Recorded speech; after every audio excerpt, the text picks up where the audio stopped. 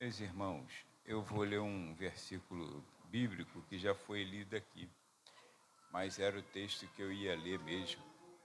É Romanos capítulo 8, versículo 28, que está nos alertando que todas as coisas cooperam para o bem daqueles que amam a Deus e que foram chamados segundo o seu propósito.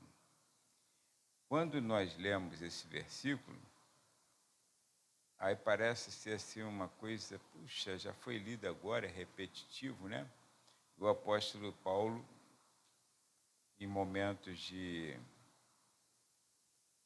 dificuldade, mas mesmo assim cuidando da igreja, dentre tantas coisas que ele falou, aí chegou nesse ponto. E sabemos que todas as coisas contribuem juntamente para o bem daqueles que amam a Deus, daqueles que são chamados por seu decreto. Amém? Pai, obrigado por esta palavra que é lida pela segunda vez neste culto, ó Pai. Obrigado porque sempre tu tens algo a falar conosco. É a tua boa palavra, Senhor, pura. É a tua boa palavra, ó Pai querido, santa. Ó Deus, que precisamos ouvi-la. E nesta oportunidade eu preciso, Senhor, assim como cada um dos teus filhos, do teu bondoso Espírito Santo, para nos fazer compreender, ó Pai, a tua vontade, para que não sejamos confundidos, ó Pai querido, ó Deus, com as mentiras do adversário. Ajuda-nos, ó Pai, conserva-nos, Pai querido, na tua presença e ser conosco em todo o tempo. Assim te peço agradecido em nome de Jesus. Amém. Meus irmãos, podem se sentar?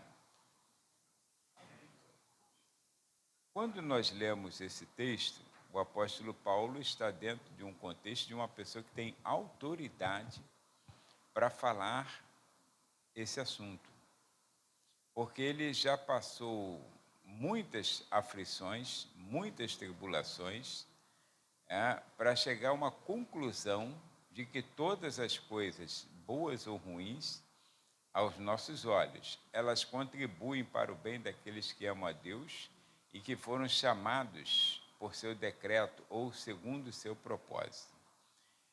É interessante para nós olharmos que o Salmo 34, que o presbítero Ailton leu e o Júlio aqui mencionou, ele leu um versículo dizendo que muitas são as aflições de um justo, mas o Senhor o livra de todas.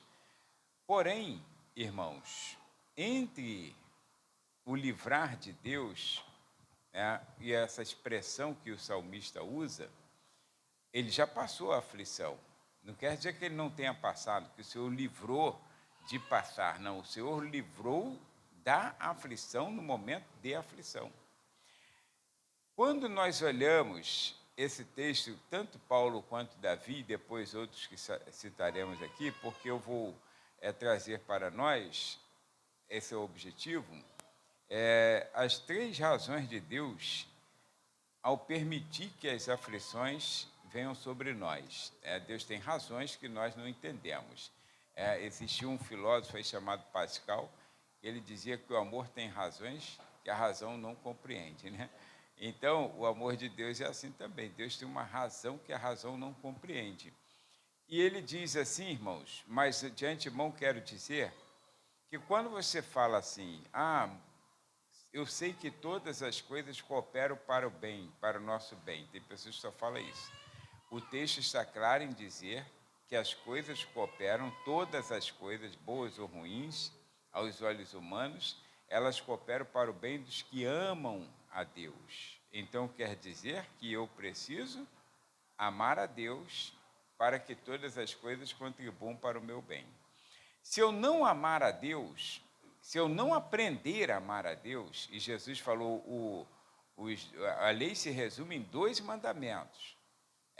Primeiro, amar a Deus sobre todas as coisas, né? Ou seja, com toda a tua força, todo o teu entendimento, toda a tua energia, com todo o teu ser, amar a Deus, corpo, alma e espírito. Se eu não aprender a amar a Deus, algumas coisas me sobrevirão que não contribuirão para o meu bem. Mas se eu amo a Deus, qualquer coisa que me aconteça, aparentemente ruim, ela estará contribuindo para o meu bem. Eu posso não compreender na hora. Lembra quando Jesus falou para os discípulos que eu faço, vocês não sabem agora, mas depois vocês saberão. Então, amam a Deus e que foram chamados segundo o seu decreto ou o seu propósito, de alguma versão. Então, quer dizer, se eu tenho convicção que eu fui chamado por Deus para ser salvo. Estou falando de vocação ministerial. Eu estou falando agora de vocação para a salvação. Aquele chamado que o Senhor disse assim, vinde a mim todos os que estáis cansados e sobrecarregados, e eu vos aliviarei. Aí, então, se eu tenho convicção do meu chamado para a salvação, e se eu aprendi a amar a Deus, que, irmãos, amar é verbo, e verbo é ação. Então, não tem essa questão de sentimento, não, você tem que desejar. Aí, então, chegarei a um ponto em que tudo que acontecer na minha vida, eu entenderei que a mão de Deus está sobre mim, e mesmo que aparentemente pareça ruim, eu vou compreender lá na frente que Deus teve um propósito para que acontecesse isso. Quando nós olhamos o Salmo 34, que fora lido, aí a figura ali é de Davi. Os irmãos, alguns já sabem, outros vão saber agora, provavelmente, que quando Davi escreveu esse salmo, ele começa dizendo assim, eu louvarei ao Senhor continuamente. Eu louvarei, quer dizer, uma decisão da vida dele. Eu louvarei ao Senhor continuamente, eu estou no Salmo 34 agora, continuamente. E ele então diz assim, que nós teremos muitas aflições, mas ele antes disse assim, olha, o Senhor, aliás, o anjo do Senhor acampa ao redor do que o teme e os livra, não foi? E depois ele disse assim, ao versículo 19, verso 19, que então muitas são as aflições do justo, mas o Senhor livra de todas. Davi, quando fez esse salmo, expressou essa dedicação de louvar ao Senhor, ele não estava no palácio. Davi não estava dentro de casa, ao lado da sua esposa ou ao lado de filhos. Davi estava morando na terra dos filisteus, terra de inimigo. Olha como Deus o empurrou para a terra de inimigo. E lá descobriram que Davi estava lá. Davi morou lá, segundo o texto bíblico, de 1 Samuel, capítulo 24, até anotado. Deixa eu ver se eu lembro aqui. Capítulo 1 Samuel. Aí Davi morou lá, nessa terra dos filisteus. Ele morou, irmãos, durante 1 ano e 4 meses. Ele não foi lá para afrontar, não. Ele estava longe de casa, perseguido por Saul, lembra disso? Aí ele estava numa aflição tremenda, e ele então acabou, o único lugar que ele achou seguro para se esconder da fúria de Saul foi na terra dos seus inimigos, na terra dos filisteus. E segundo a Bíblia, 1 Samuel, capítulo de número 27, versículo 7, está escrito que esses foram os dias que Davi morou na terra dos filisteus, 1 ano e 4 meses. 1 ano e 4 meses longe de casa, 1 ano e 4 meses longe da sua família, 1 ano e 4 meses longe da sua terra, que ele tanto amava, longe de seus pais, 1 ano e 4 meses sendo caçado para morrer por Saul. E quando ele pensa que está tudo tranquilo, aí vem um filho do cão e reconhece. Davi agora é mais velho. Quando ele matou o gigante Golias, irmãos, quando ele matou o gigante Golias, ele tinha 17 anos de idade. Agora Davi já tem seus 30 e pouco, quase 30 anos de idade, já passou muito tempo. E aí agora ele está lá naquela terra e alguém reconhece ele. Esse aqui é Davi, o que matou o Golias. E lançam mão dele e o levam para apresentar o rei dos filisteus para que ele fosse morto. Deus lhe dá uma estratégia. Davi se fez de maluco. Eu acho que nem se fez, eu acho que Deus mesmo que colocou ele com a cara de maluco, de doido. E maluco, tu vê que ele é maluco de longe, né? Maluco é maluco em todo lugar, irmãos. Aí ele fez aquela cara de maluco, assim, se tornou como se fosse um maluco, começou a babar na barba, entendeu? Ficou todo estranho, com a cara mesmo de retardado. Aí ele ficou todo estranhão. Aí, quando chegou lá no rei, estava todo desconfigurado. Aí o rei falou, já tem tanto maluco no meu reino, vocês ainda trazem mais um? Joga esse camarada fora, não acreditou que era Davi. Aí ele então escreveu o salmo. Ele escreveu esse salmo dizendo, eu louvarei ao Senhor em todo o tempo. Aleluia. Porque o Senhor, irmãos, ele diz assim, olha, temei ao Senhor os seus santos, temei ao Senhor os seus santos. Ele disse, o Senhor manda o anjo que se acampa ao nosso redor, ao redor dos que o temem e os livra. É Deus purinho na terra. E ele então compreendeu que as aflições do justo, irmão, são muitas. Ele está 1 ano e 4 meses. E Deus o livrou. Deus não o desamparou. Deus o guardou. Aí você fica sem entender na hora da aflição. Nós não conseguimos compreender. Mas a Bíblia, ela nos dá pelo menos 3 razões de Deus para permitir, então, essas circunstâncias adversas ou difíceis, né, sobre a nossa vida. Primeira razão, irmãos, é cumprir as suas intenções. Lembra que Jó passou por tanta aflição, no final ele entendeu e falou assim, bem sei eu que tudo pode, e nenhum dos teus propósitos pode ser frustrado. Jó 42:2, né? Estou falando numa versão bem livre. Então, agora os meus olhos te veem.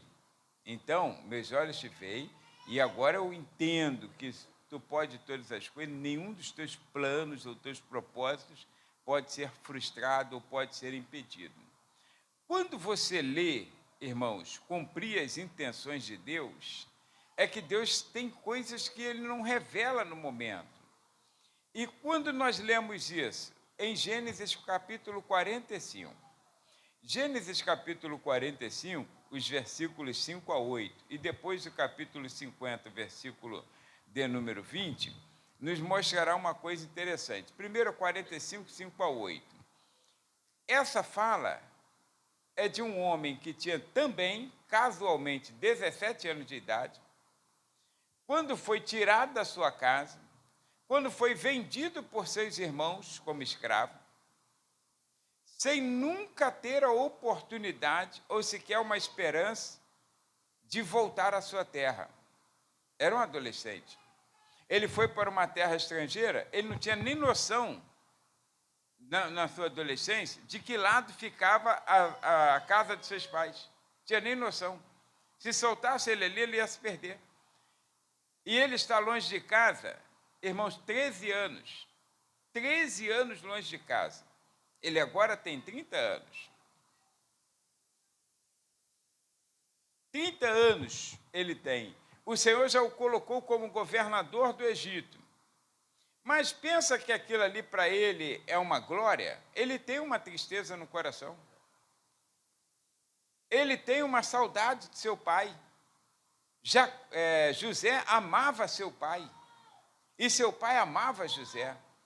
A única lembrança que José tinha do seu pai, talvez fosse a túnica de cores que seus irmãos tiraram dele. Ele não tinha mais nada, não tinha mais esperança nenhuma. E certamente ele pensou, papai já morreu a essas alturas. Ele já era velho. Irmãos, veio uma fome sobre a terra. Você conhece a história, a gente vai resumir, né? A história de José, a visão, o sonho, aquela coisa toda de Faraó.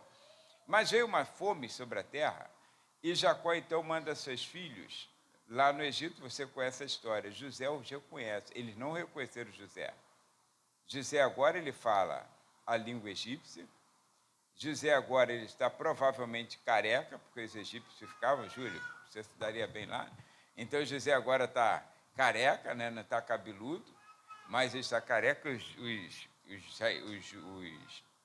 Os egípcios, ele tinha um temor, um pavor de piolho, né?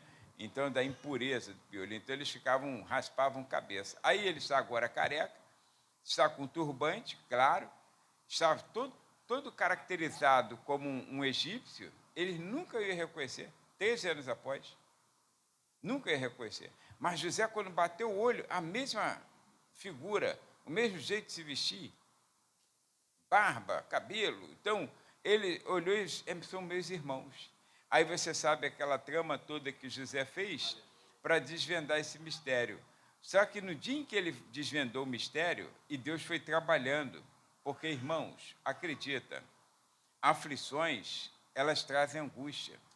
Aflições, elas trazem, às vezes, raiva, às vezes traz ódio.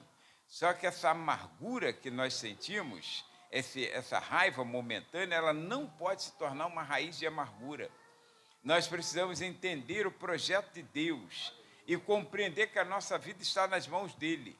Aí Deus não errou, Deus não esqueceu, não foi pego de surpresa, não está me maltratando porque ele acha que eu tenho que ser maltratado. Não, se eu amo a Deus, ele me ama. Se eu amo a Deus, irmãos, ele cuida de mim em todo tempo. Aí o que aconteceu? Quando ele chegou naquele momento, se deu a revelar, agora quem ficou em aflição foi seus irmãos. Falou, agora já era, vamos morrer. Eles lembraram do mal que tinha feito. Aí José fala, ei, não vos entristeçais, nem vos pesem os vossos olhos por me haver vendido para cá. Porque para a conservação da vida, não foi vocês que me venderam. Ele não culpou o diabo, ele não culpou seus irmãos, ele não culpou Potifar, ele não culpou ninguém pela condição de ele ter ido para o Egito. Não culpou os amalequitas, aí ele culpou e disse assim, porque Deus me mandou para cá para a conservação da vida. Então Deus me enviou diante de vós, da vossa face. Quer dizer, Deus preparou. Agora, na hora que José está indo preso, como escravo, praticamente nu, que ele foi sem a capa dele, né? Só foi com a roupa de baixo. Aí você acha que ele pensou que Deus estava com ele? Você acha que ele foi, Deus está comigo? Não é possível, Deus está comigo nesse negócio. É de Deus esse negócio. Não, irmãos. Ele teve o mesmo sentimento que nós temos. Ele teve as mesmas dúvidas que nós temos. Ele teve as mesmas ansiedades que nós temos. Porque teorizar é fácil, né? Nós falarmos assim, quando lemos aqui, falamos, não, irmãos, você tem que se despreocupar, você tem que pegar todo o seu pacote de ansiedade e jogar para o alto. Não, irmãos, só que na hora da aflição, nós não lembramos desses versículos. Nós pensamos assim, por que Deus?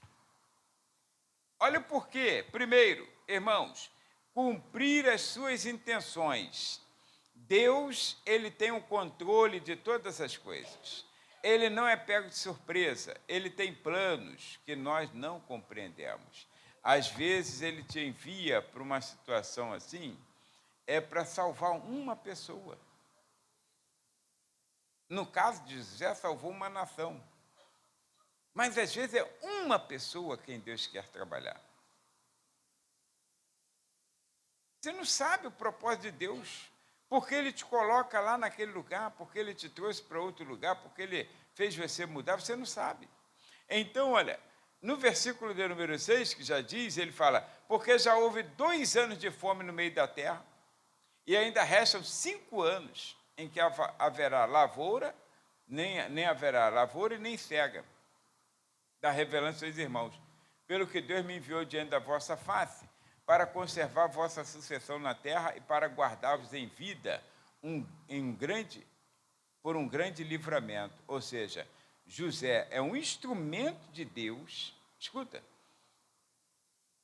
para que Deus cumpra a promessa feita a Abraão. E Deus prometeu a Abraão. Prometeu ou não prometeu? Em ti serão benditas todas as famílias da terra. Ou seja, a descendência de Abraão seria numerosa. Se José não fosse para frente, como Deus o mandou, a geração terminaria com a fome. Eles não estavam preparados para o dia mau.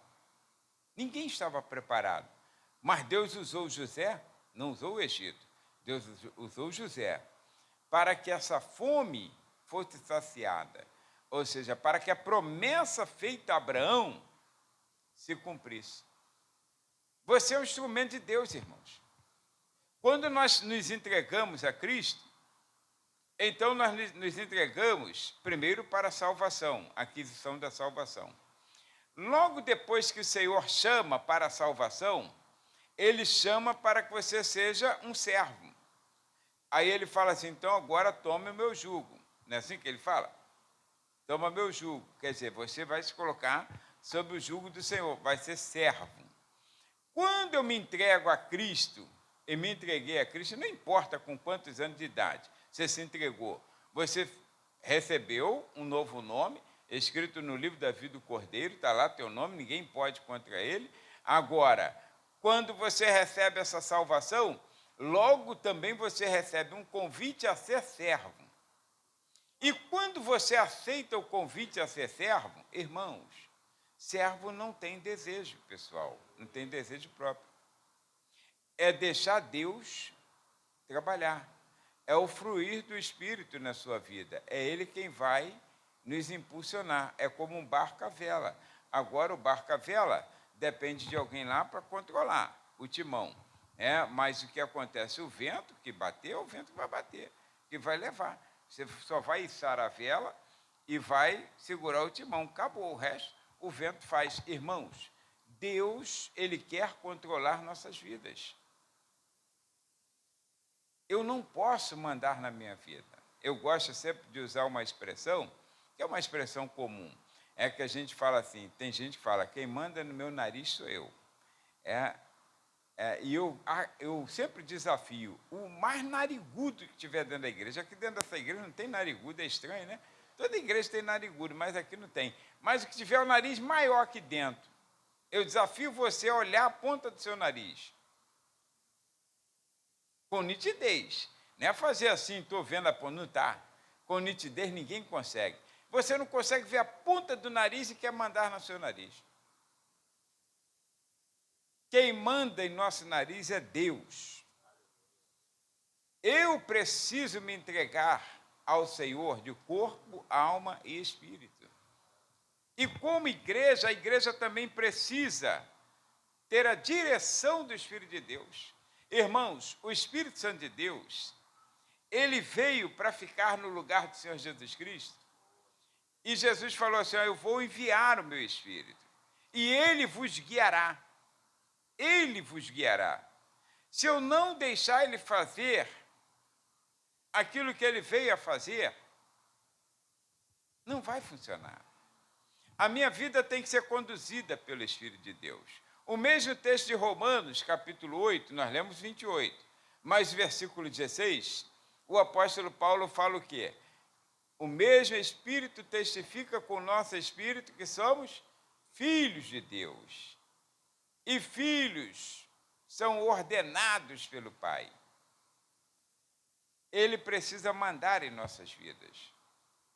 Se você deixar Deus ser Deus, a fazer o que Ele quer fazer sobre nós, irmãos, aí sim, nenhuma aflição vai trazer distúrbio à sua vida, vai trazer desvio à sua vida, porque todas as coisas irão cooperar para o bem daqueles que amam a Deus. E o Senhor ouvirá a tua oração, enviará um anjo e te dará livramento em qualquer ocasião, como fez com Davi, como fez com José. Voltando ao texto de José, nós lemos até o versículo 6, não foi? Aí tem os versículos 7 e versículo 8. Eu não lembro se já lemos o 7 e o 8, né? Mas acho que não, acho que lemos o 5 e 6. Sim, aí esse é o 8 já, né? Esse é o 8? Hã? É o 8 já? Meu Deus. Então, assim não foste vós que me enviaste para cá, senão Deus. que me tem posto por pai de Faraó e por senhor de toda a sua casa, como regente em toda a terra do Egito. Agora, Gênesis capítulo 50, versículo 20, aí então está fechando ali, o livro está fechando, né, Gênesis. Vós bem tentaste mal contra mim. É José ainda falando. Porém, Deus o tornou em bem. Quer dizer, o mal foi intentado, mas Deus o tornou em bem. Irmãos, quando eu amo a Deus e tenho a minha vida sujeita a Deus, não tem nenhuma seta que voe de dia que possa me atingir. E se alguma coisa atingir, ainda é sob o controle de Deus. Vamos fazer um trabalho. Não tem problema nenhum, deixa fazer. Você tem que amar a Deus, você tem que estar sob o cuidado de Deus. Porque quando mal fizerem sobre você, ele se tornará em bem. Lembra de Balaão? Quando Balaão tentava amaldiçoar, a boca fala que o coração está cheio. Só que Deus muda o quadro. Balaão está cheio de maldade, porque a ganância, o olho grande, ele quer deturpar a mensagem que Deus tem para Israel. Então, quando Balaão enche o seu pulmão de ar para lançar uma baita de uma maldição sobre Israel, aí ele, na mente dele, ele está lançando a maldição na mente dele. Quando ele está falando, para ele está lançando a maldição. Só que Balaque, o rei, está escutando ele abençoando Israel.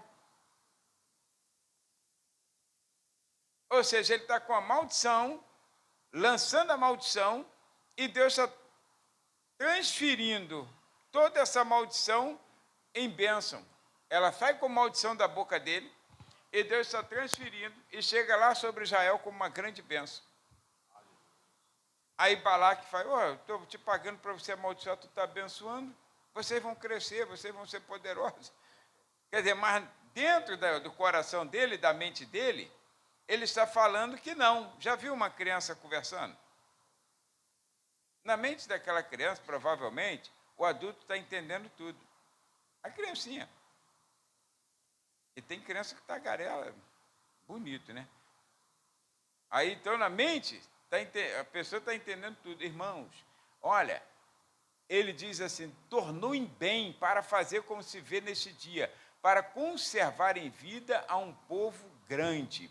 Então, qual a primeira razão que a Bíblia nos mostra, fundamentada nesse todos esses textos que eu citei agora, para que Deus permita circunstâncias adversas, circunstâncias difíceis sobre nossa vida? A primeira razão é cumprir a intenção dele. Eu não sei qual é o propósito. Não sei. Por isso que eu gosto de lembrar o profeta Naum, quando ele disse em capítulo 1, versículo 3, que Deus tem seus caminhos nas tormentas e tempestades. Está lá. O Senhor é tardio e irá-se, mas grande em força e o culpado não tem por inocente. O Senhor tem o seu caminho na tormenta e na tempestade. Quer dizer, um caminho difícil, Tormenta e tempestade nunca foi fácil, mas é o caminho de Deus. Então, ele vai trabalhar de alguma maneira. Agora, a segunda razão que nós temos, bíblica, né, está em Romanos capítulo 5. Romanos capítulo 5. Ou seja, é desenvolver nosso caráter. Irmãos, existe um texto nas Escrituras que eu cresci na minha terra de aflição. Eu não vou lembrar agora assim de cabeça, não vou lembrar. Quando eu lembro, eu lembro. Quando não lembro, não adianta, né? Mas ele diz assim, eu cresci na terra da minha aflição. Então, olha, o texto de Romanos capítulo 5 nos dará uma ideia, principalmente nos versículos 3 e 4, tá? Versículos 3 e 4. Então, o texto diz... Daniel não escutou? E não somente isto, mas também nos gloriamos nas tribulações, sabendo que a tribulação produz o quê, irmãos? Tu já viu tanto de crente que não tem paciência? Já viu? Tu já viu um vídeo que tem uma irmã? É um vídeo. Aí ela fala assim, hoje eu quero falar sobre o fruto do Espírito, a paciência. Aí está gravando um vídeo. Quero falar sobre a paciência hoje. Aí, porque a paciência, que a paciência, daqui a pouco vem um filho dela de lá dentro, aí fala assim, mãe, meu filho, eu estou gravando aqui um vídeo. Estou gravando um vídeo aqui. Aí o garoto vai lá para dentro. Aí ela, então, irmãos, eu quero dizer que sobre a paciência que eu estou falando, daqui a pouco, mãe, aí é meu filho, estou gravando um vídeo. Aí, mulher que respeita. Daqui a pouco acho que esquece que é adolescente, irmãos. Adolescente, tanto que tem pessoas que falam aborrecente, né? Aí daqui a pouco ela começa a gravar o videozinho, aí, mãe, aí lá, seu filho de uma peste, que não sei o quê, que papapá, começa a xingar o garoto. Quer dizer, acabou a paciência ali, acabou o vídeo, acabou tudo. Foi tudo para o ralo. Irmãos, crente, ele precisa ser paciente. E por incrível que pareça, a paciência que a Bíblia fala, essa paciência que a tribulação gera, se você ler o texto, há de entender que quando Paulo escreveu o texto na língua grega, ele estava escrevendo um texto que quer dizer, essa paciência, quer dizer como um burro sob carga. Quer dizer, com a carga pesada, tu coloca um burro com a carga pesada, irmãos, com a carga pesada. Aí você está indo com ele, está devagarzinho. Aí, de repente, você encontrou um amigo, e o amigo te chamou para bater um papo. Você senta ali à praça, amarra o burro lá. O burro fica assim, ó, trocando perna. Com aquela carga pesada. Isso é paciência. Isso é paciência. A tribulação, irmãos, por isso que Deus permite a aflição. Porque a tribulação, ela molda, desenvolve o nosso caráter cristão. Irmãos, quando a gente é jovem, crente, mesmo crente, você é meio impaciente. Mas vem tanta aflição sobre nós. Aí, às vezes, a gente briga assim, porque agora estou velho, estou até com preguiça de me aborrecer, né? Mas não é isso, não. É que Deus desenvolve, a aflição vem sobre nossas vidas e a gente vai desenvolvendo esse caráter cristão e desenvolvendo que a tribulação, ela gera paciência. Gera paciência. Aí você vai ficando mais tolerante, mais paciente, já não tem mais aquela coisa toda. Se alguém der uma pedrada, você, doeu, mas está tranquilo, tá de boa. Você não tem mais aquele ímpeto, sabe? Você não é mais afoito. Depois de Deus mandar a tribulação sobre a vida de Pedro, irmãos, Pedro ficou um camarada paciente. Foi preso, estava tranquilo. O apóstolo Paulo, que não tinha paciência com ninguém, Saulo de Tarso, ele não tinha paciência. Crente, irmão, não era problema dele. Ele era só um fariseu. Crente não era problema dele, mas a impaciência dele é tão grande que ele queria matar, queria arrebentar, queria fazer, pedia carta, e quanto mais ele dava certo, mais ele partia para cima. Depois se converteu. Ganhou pedrada, ficou quase morto, não revidava mais nada. Ficou frouxo? Não, Deus aperfeiçoou o caráter dele pela aflição. Quanto mais aflição tinha, aí tinha acabado de levar uma chibatada, aí estava lá preso, em vez de estar murmurando, esses desgraçados, esses infelizes, se eu sair daqui, eu vou arrebentar, vou atropelar. Não, vamos cantar um louvor. Vamos cantar um louvor. Nem parece que é ele. João, irmãos, que foi chamado e apelidado de filho do trovão. Filho do trovão. Porque eram os camaradas sem paciência. Lembra quando ele, junto com Pedro, aí quando viu algumas coisas lá acontecendo, alguém pregando onde não devia, aí, Senhor, quer que peçamos que desça fogo do céu, e consuma todo mundo? Só tinha maldade no coração, mas a tribulação veio sobre a vida deles, perseguição, castigo, aprisionamento. Aí daqui a pouco João está escrevendo, filhinhos. E ainda escreve aos jovens, filhinhos, jovens, eu vos escrevi porque vocês são fortes, vocês têm a palavra, já venceste o maligno. Parece até que não conhece jovem, irmão, que é todo afoito, que hora está firme, hora está fraco. E João está lá com uma calma tremenda. Aí velhos, velhinhos, irmãos,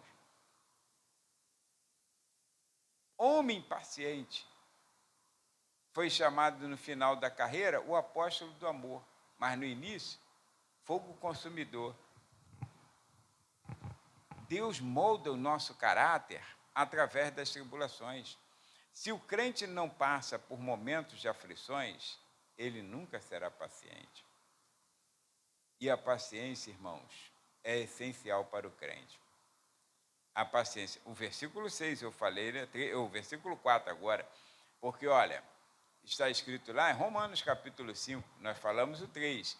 Aí, porque está escrito, irmãos, no capítulo 5, versículos 3 e 4, e a paciência, porque a tribulação gera paciência. A paciência gera experiência. Não tem crente que é menino? Tem crente que é menino ou não? Tem crente que é meninão. É um bobalhão, crianção.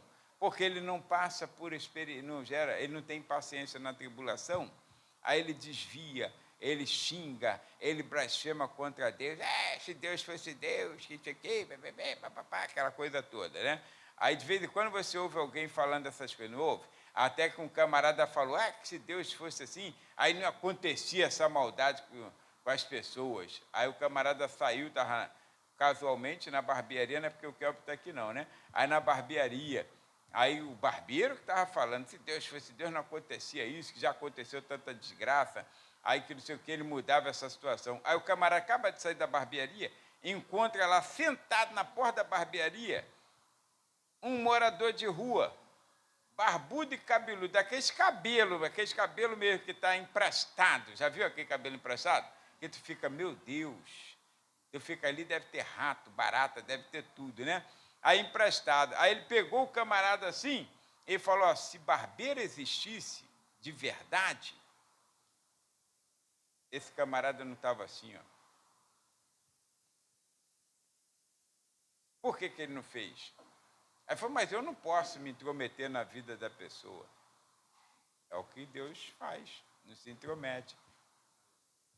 Agora, se o camarada se entregar ao barbeiro e o barbeiro não vai fazer, fala, estou nas tuas mãos, pode fazer comigo o que quiser. Então, se você se entregar a Cristo, irmãos, ele faz o que você quiser. Agora, se você não se entrega, tu vai ficar um meninão, não vai ter experiência.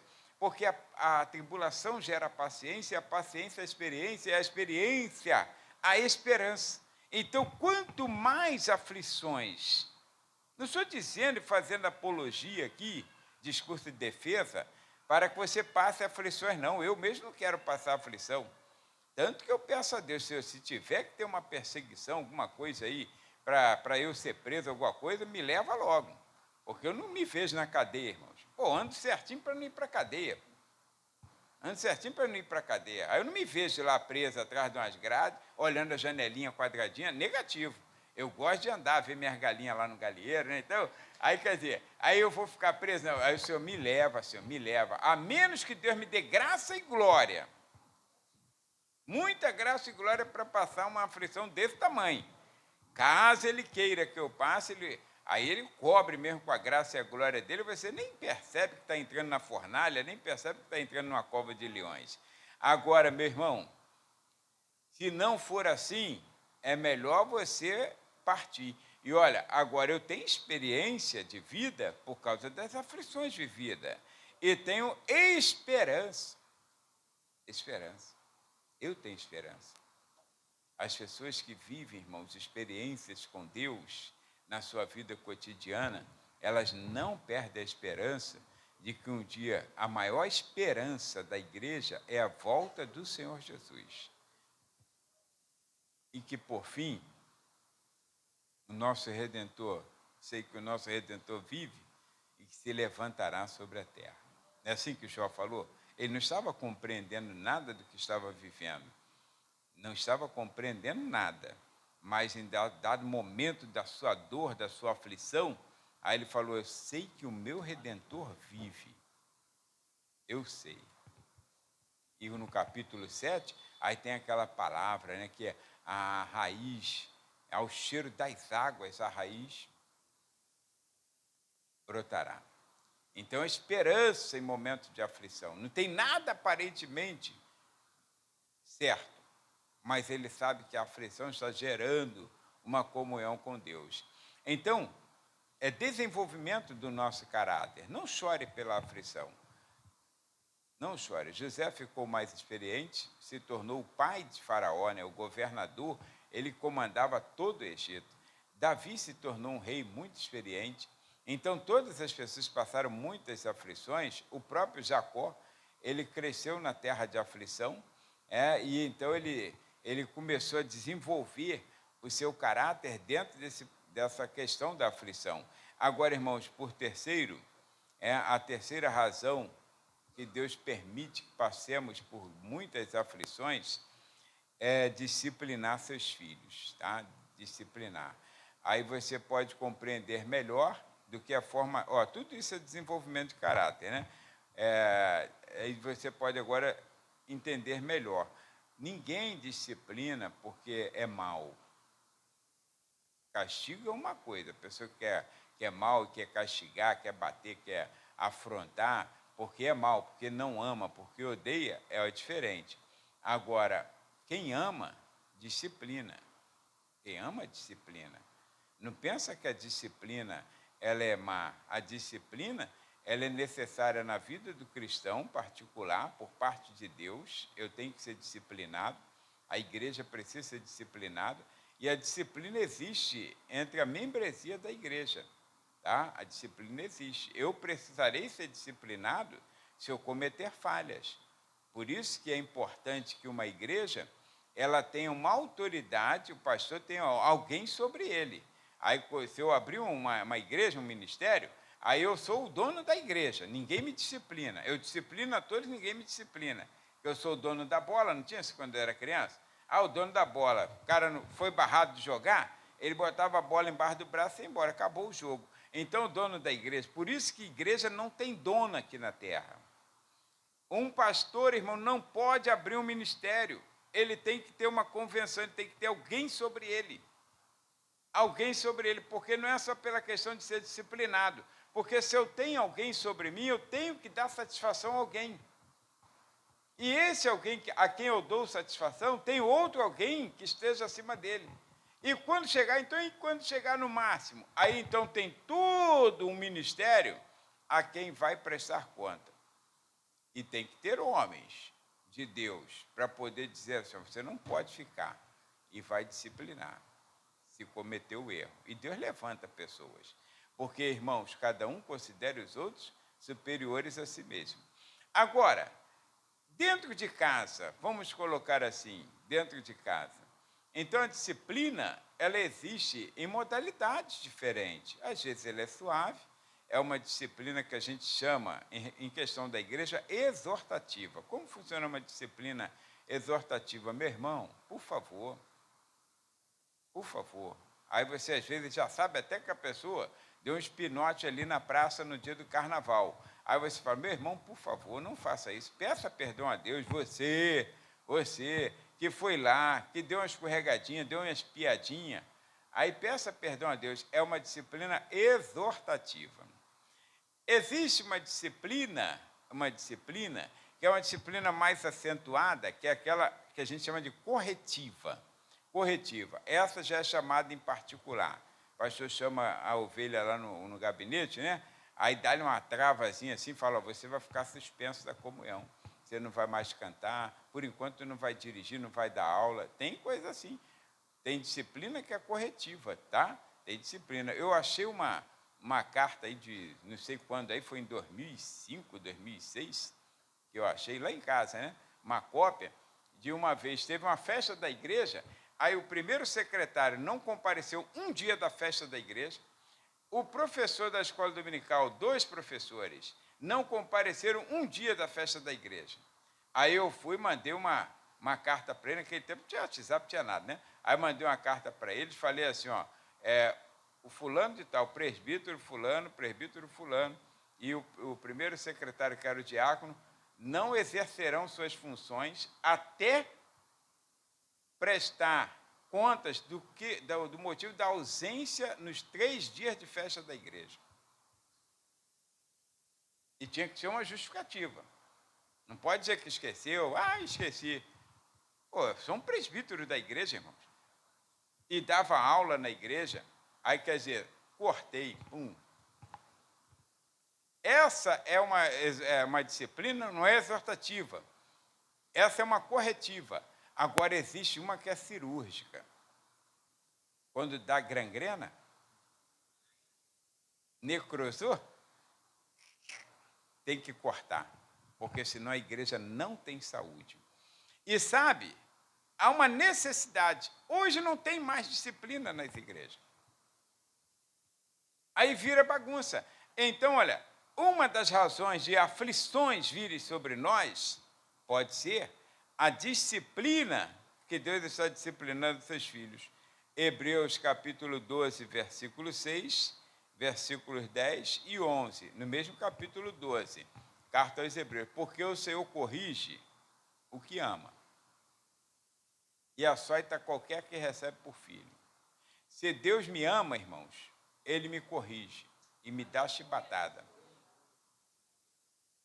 Se Deus não me corrigir e não me colocar em aflição de vez em quando, é porque Ele não me ama. Eu não sou considerado filho. Porque você sai da sua casa para corrigir filho dos outros. Quem é que sai aqui? Quem é o doido que sai aqui? Vou lá corrigir o filho do vizinho. Ele está insuportável. Vou lá. Ainda vai com o chinelo na mão para dar uma chinelada nele. Não faz, irmão. Porque você gosta dele como pessoa, ama como pessoa, mas não ama como filho. Agora é teu filho, se tu sair dessa porta para fora, tu vai ver. Vou te lascar o couro. E lasca mesmo. E lasca, meu irmão, não importa o tamanho da mãe, não importa. Deus dá uma autoridade, dá uma força de sanção. E o couro come. O camarada pode ser grandão, a mãe baixinha. Couro come. Couro come. Ela pula, vai dar tapa na cara pulando, vai fazer o que for. Agora o couro vai comer. Por quê? Porque Deus dá autoridade. Porque ama, irmãos, porque ama. Porque se não amar, você vai. Problema seu se quebrar a tua cara para lá. Mas mãe não quer perder. Porque você fala assim, eu não criei filho para povoar o inferno. Você ama teu filho e não quer ele perdido, você quer ele salvo. E você corrige. Porque esse corrige é uma disciplina que você dá. E a disciplina, ela muda de característica de acordo com a necessidade. Tem uns que você vai disciplinar batendo, tem outros que você vai chamar a atenção, tem outros que você vai ter que corrigir tirando alguma coisa que ele ama, e tem uns que você vai até colocar fora de casa. Meu irmão, pega as tuas trouxas e vai embora. Quando tu estiver curado, tu volta. Porque aqui tem que andar certo, tem que ler na minha cartilha. Dói, não dói? Dói, irmãos. Mas às vezes acontece. Então, olha, dói dos dois lados, porque quem ama não quer esse mal, mas você sabe que às vezes é necessário. Porque os filhos de Eli se perderam e não foram salvos. 2 sacerdotes. 2 filhos, os 2 foram filhos de Belial. Os 2 se comportaram como filhos de demônios, filhos inúteis, e não ganharam a sua salvação.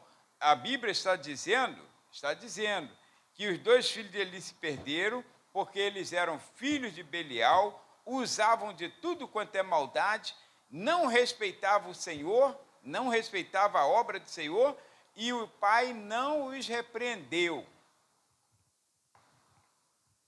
Não os repreendeu. Era para ter repreendido. Olha, a partir de hoje, vocês são levitas, sim. A partir de hoje, vocês não vão mais oferecer sacrifícios. Vocês vão ficar na limpeza. Levita vai ser levita, que era filho de Levi. Agora, vocês vão ficar na limpeza. Vai varrer o fundo lá do tabernáculo. Não quero vocês com contato com ninguém aqui. Porque os homens eram prostitutos, eram homens gananciosos, que roubavam as pessoas, eles roubavam a oferta que levava a Deus. E você acha que hoje pode não acontecer isso? Claro que pode. E às vezes não disciplina, porque é o filho do pastor, porque é o meu filho, que é aquilo, irmão, tem que disciplinar. A disciplina começa em casa.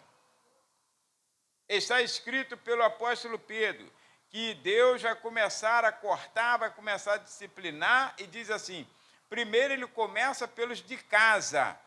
Aí, se ele começa pelos de casa, como ficará o ímpio, o pecador? Está escrito assim. Como ficará? Porque lá fora o couro vai comer, mas primeiro começa aqui. Porque Deus disciplina e corrige a quem Ele ama, irmãos. Tem que disciplinar. E aí diz aqui, ó, o versículo de número 10, pulando, senão a gente não encerra no horário, pulando para o 10, aí diz assim, ó, porque aqueles, na verdade, por um pouco de tempo, nos corrigiam, como bem lhes parecia, mas este para nosso proveito, para sermos participantes da sua santidade. Falando a respeito de Jesus, sermos participantes da sua santidade. E o versículo 11 eu finalizo. Na verdade, toda correção ao presente não parece ser de alegria, senão de tristeza. Quem é que sai de uma surra alegre?